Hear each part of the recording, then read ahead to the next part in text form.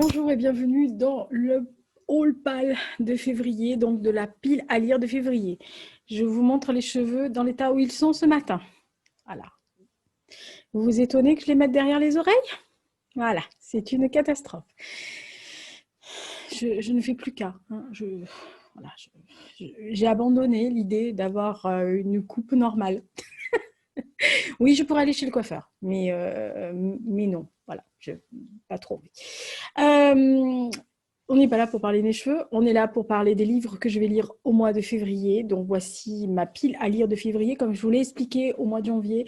Ça s'appelle All Pal de février. En fait, en vérité, c'est vraiment la pile à lire des livres que je vis que j'entends lire en février. Et de toute façon, que j'entends lire de toute façon, point à la ligne, je n'irai pas. J'en ajouterai sûrement, mais je n'enlèverai pas. Sachant que je vous noterai si vraiment j'en ai acheté. En fait, en gros, j'en ai acheté deux, dont un que j'ai acheté en janvier, plus exactement, mi-janvier. Mais sinon, voilà, j'en ai acheté deux. Les autres, soit c'est des réceptions, soit c'est des choses que j'avais dans mon solde de pile. Donc, en gros, voilà. C'est pour ça que j'ai renommé, parce que haul, c'est vraiment quelque chose quand on achète des livres, et j'en achète pas pléthore. Hein. Si je fais vraiment des hauls à chaque fois que j'achète des bouquins, vous n'allez pas en voir souvent. Donc, vraiment, la pile à lire de février, c'est beaucoup plus parlant, premièrement, pour moi, et pour vous, ça reflète plus la réalité. Donc, voici ce que j'entends lire au mois donc, de février. Je vous les montre tout de suite. Hein, voilà. Il y en a 6. Vous êtes content de le savoir? Moi aussi. Alors, on va faire par ordre de lecture, hein, puisque en fait, en gros, je vais essayer de ne pas tout faire tomber. J'ai décidé de les lire d'une certaine façon. Voilà. Donc, je ne sais pas comment je vais faire, mais voilà, je les ai classés d'une certaine façon et c'est comme ça que je vais les lire. Donc, le premier que je vais lire, c'est le dernier, Louise Eldridge, L'enfant de la prochaine aurore chez Albert Michel. Alors, sachant que Louise Eldridge est un auteur amérindien, donc américain, mais amérindien, que j'aime particulièrement, dont j'ai lu, je pense, tous les romans. Je crois, à moins que j'en ai oublié un ou deux, mais je ne suis pas sûre. C'est quelqu'un que j'aime beaucoup déjà comme personne. Il faudra qu'un jour je vous raconte l'anecdote que j'ai eue à un salon du livre à Paris avec elle, parce que franchement, ça vaut son pesant de cacahuètes. Donc, Louise Eldridge est un auteur amérindien qui a beaucoup dans son écriture la cause des femmes, la cause des Indiens d'Amérique, donc des Amérindiens, des natives, comme on appelle là-bas, et qui prône véritablement, a toujours des débats forts dans ses livres. C'est pas de la bleuette. Hein. Voilà, elle a toujours des scènes fortes, des idées fortes, des situations difficiles aussi qu'elle évoque. Elle ne met pas du tout les mains sur les yeux. Elle y va franco. Donc cette fois-ci, on est dans un monde qui est presque à sa fin, avec une apocalypse biologique qui a poussé les États-Unis à devenir un gouvernement totalitaire et religieux. L'évolution de l'espèce s'est arrêtée. Et en fait, aux États-Unis, toute femme qui porte un enfant doit se signaler. Et un jour, donc Cedar Hawk Soundmaker, qui est une Indienne qui a été adoptée et élevée par des Blancs de Minneapolis, s'aperçoit qu'elle est enceinte. Et bien, en fait, elle va être déterminée à sauver son bébé, à cacher son bébé, et donc elle va fuir et elle va essayer de trouver un lieu sûr pour se réfugier. Il y a des scènes très fortes dans ce livre. Alors, ceci n'est que la pile à lire. Voilà, je ne vais pas vous en parler plus, je vous donne le résumé, sachant que je l'ai déjà lu. Au moment où vous voyez la vidéo, je l'ai lu. Donc voilà, je l'ai littéralement bouffé, hein, en gros. Donc ça ne dément pas tout l'intérêt et l'amour que je porte à Louise Eldridge. Donc voilà, Louise Eldridge, l'enfant de la prochaine aurore, Albert Michel. Voilà, Louise Eldridge, que je veux dire. Je ne sais pas si vous connaissez, mais si vous ne connaissez pas et que vous aimez, vous êtes intéressé par cette culture amérindienne, c'est un des auteurs phares, contemporains de la culture. Autre livre que je vais lire et qui est actuellement dans ma lecture bus, c'est le Paul Lynch, La neige noire. Alors, C'est un livre qui fait suite à un ciel rouge et un matin, ou le matin, qui m'a été recommandé par un pote. À sa sortie, je voulais absolument le lire. Il m'avait dit, il faut le lire, il faut le lire, il faut le lire. Parce que le ciel rouge mettait en cause un jeune métayer irlandais qui... je ne sais plus ce qui lui était arrivé, enfin bref, il avait eu une chasse à l'homme contre lui, il avait fui aux États-Unis. Et ce livre-là, donc La Neige Noire, est le chemin inverse de ce jeune métayer qui, avec femme et enfant, va revenir en Irlande, dans le comté de Donegal, et qui va... Oui, je le voulais faire à la française parce que, voilà, j'ai... Non, je le fais à la française parce que la dernière fois à la radio, j'ai fait ça. Il y a des gens qui m'ont laissé un message en disant c'est quoi le mot que tu as prononcé? Parce que, voilà, si je le fais en anglais, ça ne va pas le faire ou à l'irlandaise. Et donc, en fait, suite à sa réimplantation dans ce comté-là, etc., son étable va être ravagée par un incendie et il va subir la haine des locaux pour diverses raisons. Voilà, donc ça, c'est ce qu'on m'a expliqué. C'est ce que... Merci, Liam, de m'avoir introduit auprès de cet auteur et de cette saga-là. J'ai commencé, j'en suis à la page 105 ou 6 ou 7. C'est bien, Lisa, 8. Voilà. Je suis là. Et bah, j'aime beaucoup. Alors après, c'est pas... Voilà. Tout ce que je peux vous dire, c'est que c'est quand même assez brut de décoffrage et assez... voilà. C'est dru, hein. Voilà, dans tous les sens du terme. Autre livre que je vais lire, donc, que je vais commencer à la maison, parce que c'est quand même un peu comme certains livres, c'est pas transportable hein, dans le métro ou dans le bus. C'est le dernier Kate Moss. Oui, je fais toujours le parallèle avec, parce que j'en connais qui me disent, quand je dis Kate Moss, il y en a qui pensent au mannequin.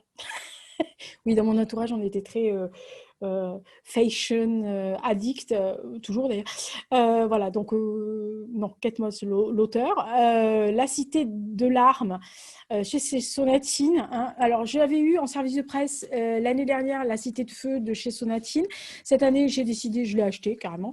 Alors, j'avais pas l'intention de l'acheter tout de suite, je dois l'avouer, parce que bah, j'en avais d'autres que je voulais acheter. Et puis finalement, voilà, je suis passée devant. J'ai eu le malheur de le voir et je me suis dit, oh bah vas-y, allez, voilà. Bref. Alors, on est 10 ans après La Cité de feu, puisque je vous rappelle que dans La Cité de feu, en fait, ça se passe très souvent aux alentours de Carcassonne, etc., puisque l'auteur est anglaise, mais vit à moitié du temps à Carcassonne. On était en présence de Minou Joubert, qui est une fille, hein, et un garçon qui s'appelle Piet, qui était hollandais. Alors, elle est catholique, lui, il est protestant. Dans La Cité de feu, je ne vais pas les spoiler pour ceux qui ne l'ont pas lu, ils se rencontraient, il y avait une histoire de quelque chose qui revenait de Terre Sainte, que certains devaient cacher. Elle est la fille d'un libraire, etc. Enfin bon, bref, il leur arrivait plein d'aventures. Là, on les retrouve 10 ans après, donc ils sont mariés, ils ont une petite fille, Martha, et nous sommes en 1772, en 1572, pardon. Je suis obsédée par 1791, hein, 92, 13, hein, je vous le dis. En ce moment, je vrille sur le fait que Sonatine va sortir le prochain 1794. Donc, du coup, non, on est en 1572. Catherine de Médicis a œuvré dans les arcanes. Grande femme. Pas toujours très... mais grande femme. Dans les arcanes pour essayer d'établir une certaine paix entre les catholiques et les protestants, puisque on est en pleine guerre de religion.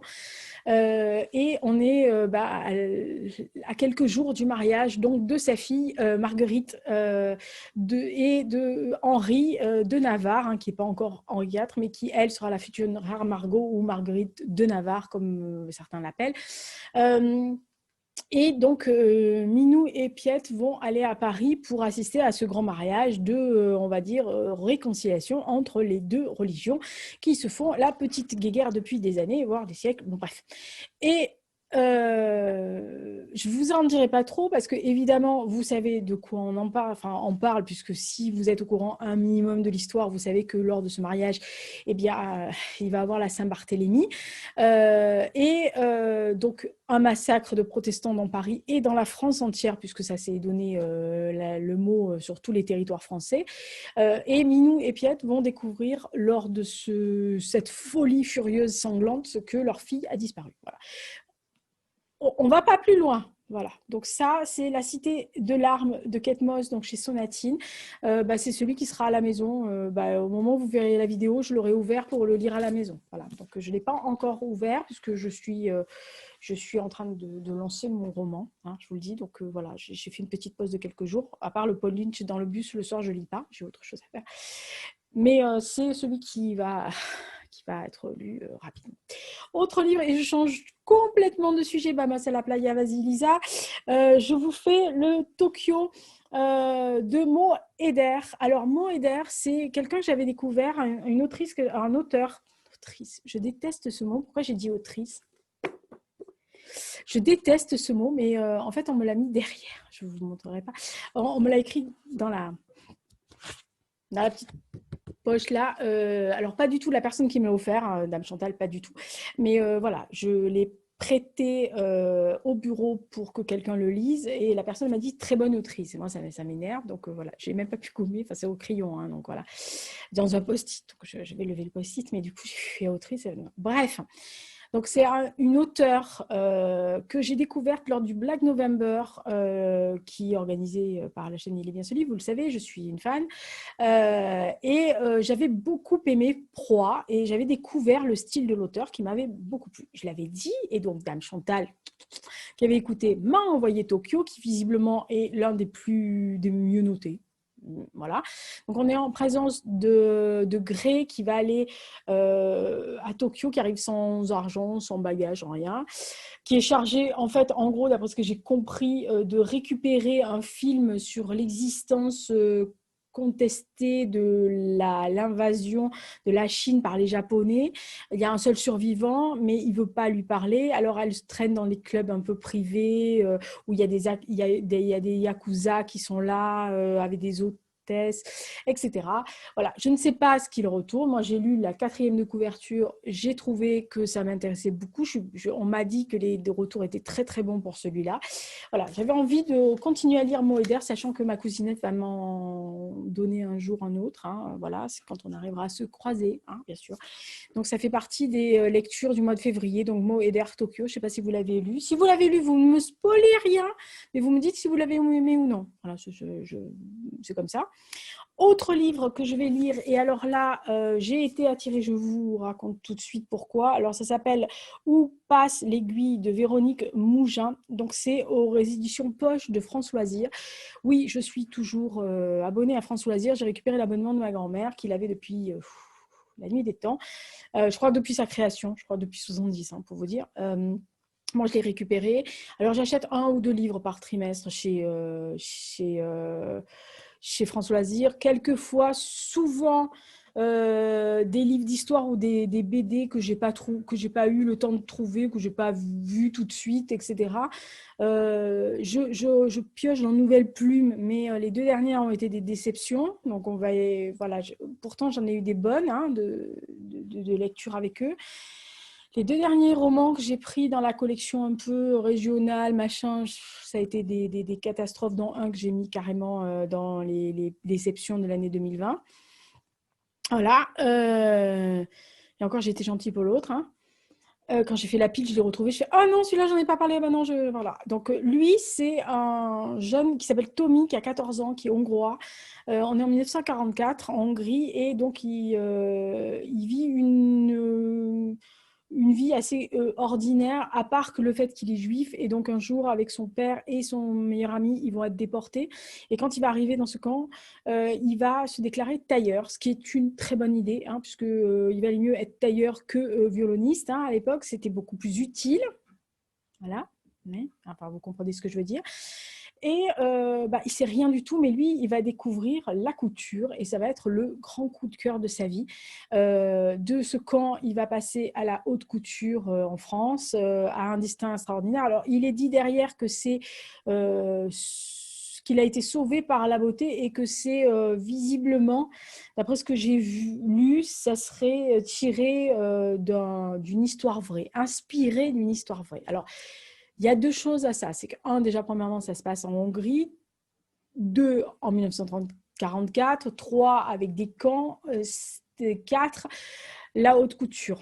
Voilà. Donc, en gros, vous réunissez une partie de mon sang, une partie d'histoire que j'aime et ce que j'aime aussi beaucoup et que j'évoque souvent assez peu ici, c'est la couture et la mode. Voilà, donc en gros, vous me perdez pas hein, si vous faites ça. Je ne sais pas ce que ça vaut. Je ne sais pas ce que vaut l'histoire de Tommy. Je ne sais pas ce que vaut la plume de l'auteur. Je n'ai même pas ouvert le livre parce que je ne veux absolument pas voir si je vais me hurler dessus ou non. Voilà, donc je vais découvrir. Je ne sais pas. Je n'ai pas regardé les retours. Donc si vous l'avez lu, sans me spoiler, vous me dites oui, non, oh là là. Voilà, oui, non, oh là là, c'est bien. Parce que si vous dites oh là là, je commence à faire aïe, aïe, aïe. Voilà, mais si vous ne l'avez pas lu, vous ne savez pas du tout de quoi je parle, je suis désolée. Voilà, c'est encore les découvertes France Loisirs. Et le dernier, c'est la liste alpha de Philippe Smans, qui est en fait un service presse de la maison d'édition suisse Les Eaux Troubles avec qui je suis en partenariat. Alors, il y a 3 personnes. C'est un paysan qui est au nord du Mexique. L'autre, c'est une jeune femme qui est rwandaise, qui est réchappée de génocide et Tutsi. Et l'autre, c'est un bûcheron, je crois, en Indonésie. Et leur point commun est un logiciel, en fait. Un logiciel qui... en fait, c'est une société multinationale qui bidouille. Voilà, on va dire en gros bidouille. Et ce logiciel va être récupéré par des fanatiques écologistes et le chef de projet va être chargé de récupérer le logiciel parce que ça peut être quand même, on va dire, utilisé à des fins assez peut être utilisé à des fins assez dramatiques et démoniaques. Et donc, voilà, le chef de projet va se retrouver face au leader de ce groupuscule qui a viré de bord complètement et qui, en fait, menace la planète entière. Et donc, les services secrets vont se mettre, en gros, dans la partie pour une fois qu'ils vont bouger, quoi, bien comme il faut. Et la responsable de ce groupe terroriste,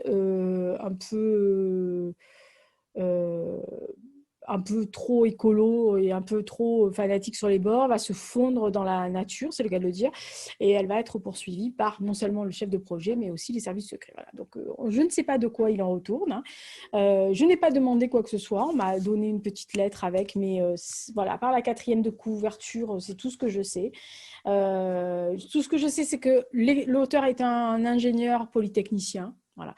Donc, ça doit tenir largement la route, je pense, côté technique. Hein. Voilà. Donc, c'était donc la liste alpha. C'est donc tous les livres que je vais lire en février, sachant que le Louise Eldridge, comme je vous l'ai signalé, je l'ai déjà lu. Donc, il m'en reste plus que 5. Sachant que le Paul Lynch est bien entaqué. Donc voilà, il me reste en gros 4,5, sachant qu'il y a la Pavasse de Kate Moss et que les autres, voilà, ça va se lire entre le bus et la maison. Sachant que j'ai toujours le Churchill à lire et que je n'avance pas, hein, je vous le dis. J'ai toujours 400 pages à finir. Heureusement que la thématique d'histoire sera autre chose. Ce sera les 15 livres sur le Troisième Reich que je vous propose de lire. Alors, ce n'est pas les meilleurs, mais ce sont les derniers que j'ai lus, enfin parmi les derniers, que j'estime avoir une très bonne base. Je n'ai pas fait les 15 livres romans style Primo Levi, etc., qu'il faut avoir lu parce que ce genre de choses, je peux le faire un autre jour, mais voilà. Là, c'est parce que plusieurs personnes m'avaient posé la question sur un point d'histoire récent en disant « Mais qu'est-ce que tu lis comme roman sur la Seconde Guerre mondiale et qu'est-ce que tu nous proposes? Qu'est-ce que tu pourrais nous dire? Quels sont les livres que tu pourrais proposer ?» Attention, entre les pavasses et le fait que c'est quand même prise de tête, c'est pas le Troisième Reich pour les nuls hein, non plus. Voilà.